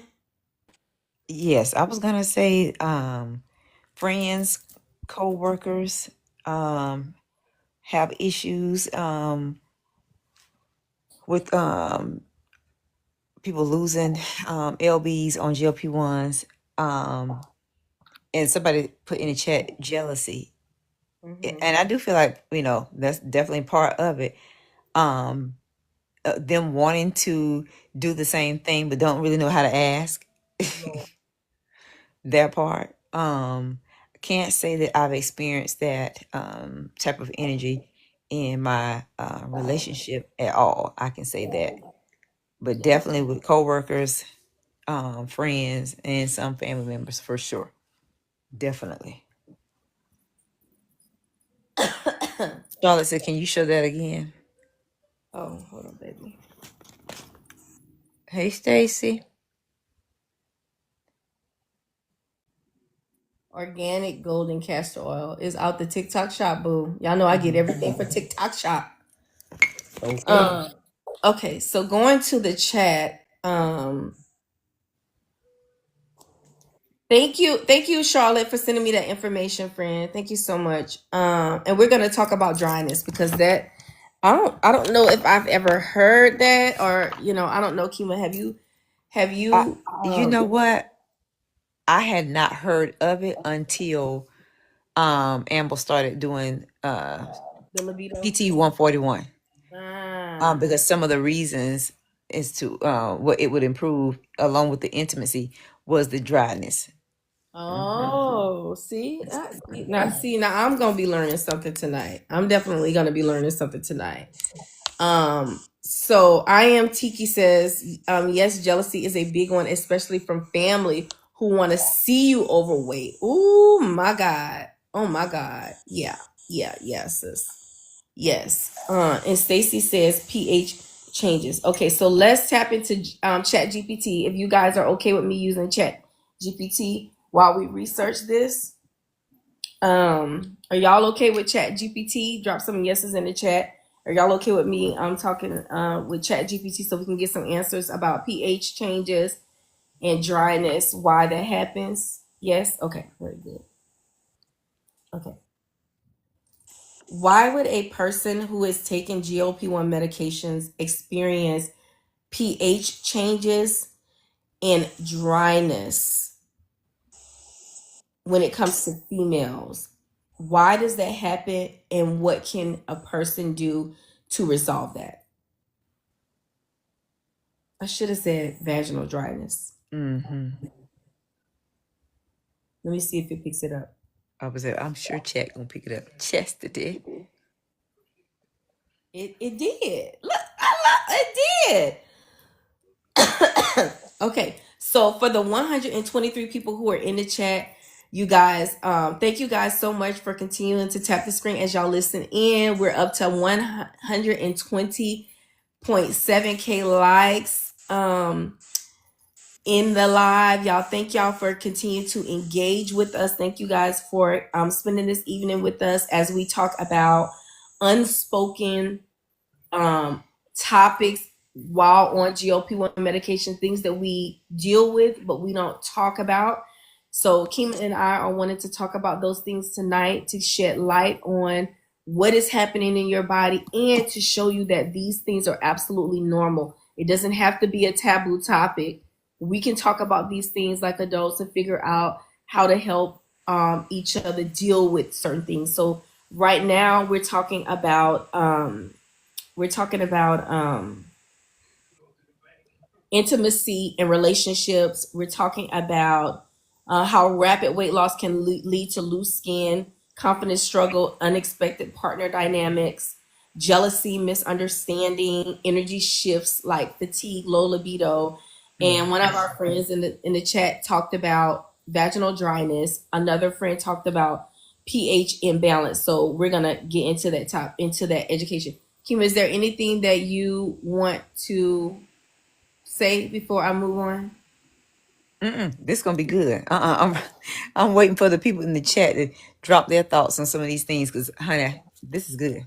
Yeah, if you guys have any thoughts on it, drop it in the chat, y'all. And like I said, always pay attention to the chat because people be saying stuff in that chat and you can learn a lot from the chat. So make sure you are paying attention to the chat while we get into the education. So the resource that we're using is ChatGPT. I hope that we're all comfortable with ChatGPT. Y'all know a lot of times I like to use medical journals and stuff like that, but just because we are like spontaneous with the topics, we're going to use ChatGPT for reference. Okay. So number one, the reason why we are experiencing, or some of us are experiencing, because I don't want to put that on you if you're not experiencing that, but I do want you to have the education and the resolve if it comes to that. Number one, as to the reason why you may have a pH or vaginal dryness change while you're on GLP-1 medication is because there may be some hormone shifts from rapid weight loss. Okay. Now, fat tissue is hormonally active. It produces estrogen. Okay. As your weight decreases, estrogen levels may fluctuate or drop, which can disrupt the vaginal microbiome and natural lubrication. Now, if you knew that, put yes in the chat. If you didn't, put no in the chat. Because I ain't know that. I ain't know that shit. Kima, did you know that? I'm telling you, that came soon as boss said, "Oh, we got this PT 141." I said, "Oh, okay." I didn't know that, y'all. I did not know that. Let me see who's saying no and who's saying yes. Okay, so Mo Gotta Know says she knew it. Kendall says she didn't know it. Smart Cookie didn't know. Just Right didn't know. Chrissy didn't know. Mari didn't know. iRock did not know. Karen McLean, is it Macklin didn't know. Lady LH57 said no. I just thought it was postmenopausal. Oh, wow. Oh my goodness, girl, it ain't even your postmenopausal stuff. Karen, That ain't it. oh my god. So, okay. So, and I'm gonna repeat that for those of y'all who didn't catch it. As your weight decreases quickly, your estrogen levels may fluctuate or drop, which can disrupt vaginal microbiome and natural lubrication. This shift can Who said about the menopause? Lady LH57. This shift can mimic perimenopausal type symptoms, which is dryness, burning, or higher risk of infections. I'll be damned. Be a I'll be monkey damned. sucker. It's also why perimenopausal symptoms look similar when hard to lose weight. Friend, you better speak on it. Okay. Wow. Mo gotta know. That's right. For the 125 people who are in the chat, if you're not yet following me, Charge Nurse Keisha or Ask Nurse Kima, make sure you click on both screens. Make sure you're following us both, you guys. Turn your notification bells on so you know when we are live. 10 a.m. Eastern Standard Time, Kima will be doing a post-operative live talking about things you need to know from the clinical side. Thank you guys again for getting us up to 123.7K likes. And as a reminder, if you guys are not with Amble and you want to start your GLP-1 journey, we both have Amble links in our bios. We both have Linktree links in our bios on our profile page if you want to get your journey started today. So Melissa says, I lost 80 pounds in 9 months. Melissa, okay, hold on. There's another response from her. She says, that's crazy because I was wondering how I could have all these perimenopausal symptoms overnight. Your whole time is your GLP. It's been a GLP-1. Whole time it's been your GLP-1 medicine. Okay. The love of our life. Okay.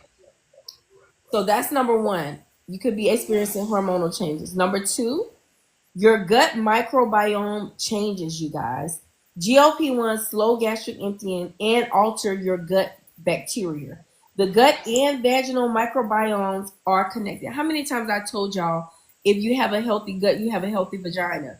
If your gut is unhealthy, your vagina is unhealthy. I've said this, so y'all got so much education on that. So much. Your gut health is a direct indication on how healthy your vaginal is. Okay. So it says again, the gut and the vaginal microbiomes are connected, you guys. And disturbances in your gut flora may cause pH imbalance in your vaginal environment, which is why your pre, pro, and postbiotic is so important while you're on GLP-1s because of that delayed gastric emptying. Hey, Nurse Melissa. Welcome in, friend. Welcome in, Nurse Melissa. Okay. So make sure We you're learn. drinking. Go ahead, sis. I was saying this is a learning environment. We always learning something. Okay. Mhm. So if you are a female and you are on GLP-1s, you definitely have to make sure that you are taking care of your gut actively. Like this is an active thing. You have to actively. Let me show y'all something. Hold on. I want to show y'all something. How I actively make sure my pocketbook is taken care of. Now, this is how I fix my medicines. I have a month, and this is the one that sits at my bedside. It's a month worth of medicines, right? So we're already through week 1. So when you open up this little box, these little things come out, right? So this is how I package my medicines. All right. Week by week, all month. Y'all see these little gummies in here?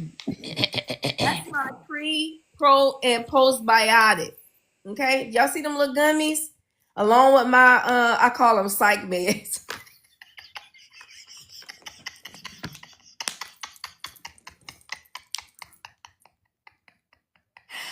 Girl, please do not make me laugh too hard. The way I'm holding this pillow up against my stomach. Oh Jesus. Oh Lord, I got my psych meds in here. Oh God. Y'all know y'all crazy. Y'all know y'all nurse. I work under the umbrella of emergency room medicine and outpatient medicine. Y'all know I'm on psych meds, right? Baby. Jojo said, what brand is that? Oh God. This is Go. Is it I want to say this is my goalie go? ones. Okay. But I think the goalie ones are green. So I don't know which bottle. Y'all know when I buy it and I put it in a month, they only send you a month's worth. So I throw the bottle away. So I just fixed these. I feel like these are my goalie. I feel like these are my goalie ones. But I don't remember y'all because I got so much pre and probiotic in here. I got some from Vita, the pineapple ones. You know the ones Oh that say yeah. they make pineapple. I got the pineapple I ones. love them I too. got Ruth. These may be the Mary Ruth ones. But anyway, yeah. We So got that's what I do. That's what I do. I fix all of my stuff for the month and to make sure I don't miss. You see? I need to So do that. I Instead got of my having little these 50, 11 bottles up here. yeah. I got my little Lexapro in there, honey, and my Trazodone to help me sleep. Okay, my psych meds and my probiotic. Okay, I don't miss. I don't miss. Yeah, the goalie gummy ones are great. So these gotta be the Mary Ruth ones. So you see, I fixed my shit for the month. I made sure this pocketbook get taken care of, honey. We ain't gonna have no problems around these parts. Okay? All right. So that's just a little suggestion, y'all. I got this off of oh, listen. TikTok shop. I got this on TikTok shop. And this was on my bedside table, but really what I do is I slip it under Oliver. So when I make sure I don't forget. Okay? That's the name of my little blanket. But that's just a little tea on how you can you don't miss. You put it in there, baby, so that you don't forget and you take it every single day. Okay. So again, we said the gut and the vaginal microbiomes are connected, and the gut disturbances in your gut flora may cause your pH imbalance and vaginal environment be disrupted. Another thing that could happen as to why you may experience pH imbalance or vaginal dryness while on GLP-1 medicines is dehydration and nutrient shifts. These meds often blunt your thirst. They're going to blunt your appetite, which lowers your fluid intake, which also lowers your blood volume. Y'all, that is so important. You got to remember that. Like, I want y'all to think of the whole picture. When you're not drinking enough, not only are you dehydrating yourself, but you're also lowering your blood volume. And you don't want that to happen. You want your blood volume to stay as expected because you'll start having all kind of issues. Dehydration can reduce natural vaginal lubrication. Okay, so if you dehydrated, take your probiotic and drink you some water. Protein and vitamin deficiencies from smaller food intake may also contribute. Okay, also medication side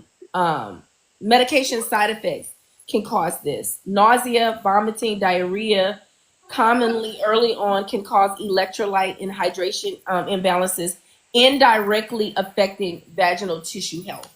Okay, so remember that. Okay. Lady LH57 says, I struggle with my water intake, didn't know it was the GLP-1. Okay, so for those of you who are struggling with fluid intake, I got another resolve. Hold on. Notice everything is at my bedside. Okay, so my bottle thing is about to die. You got to plug this up, y'all. This is a bottle that's in TikTok Shop that connects with an app that tells you how much you're drinking and it tells you what percentage you are complete for the day. So you would download the app onto your phone. You will put your water goal in, and every time you drink, you can set your app to tell you how many milliliters you drink or how many ounces you drink, and then on the face of your bottle it will show you the percentage where you are for today, and it will give you a notification when it's time to drink. So when you are drinking and it's time to drink, as you notice the bottle lit up, it will light up to remind you that it's time to drink. Okay, let me see if I can show y'all. There you go. Y'all see how it's lighting up? So it's lighting up because it's charging. But whenever it's time for you to drink, it's going to light up just like that. And you can turn your light to purple, green, orange, whatever color you want it to light up. But if you put your bottle in sight, once it light up, you know it's time to drink. It's telling you it's time to drink. And you can put a notification on your phone so your phone can ring you and tell you when it's time to drink as well. Okay? So that's just some quick little tips on how to get your water goals in for you. Oh Lord, my little bodysuit riding up, y'all. I had been fascinated. Keish, I'm gonna hop down because you know my MED's kicking in. Okay, baby. All right. Love you. But it's been nice chatting with everybody, for sure.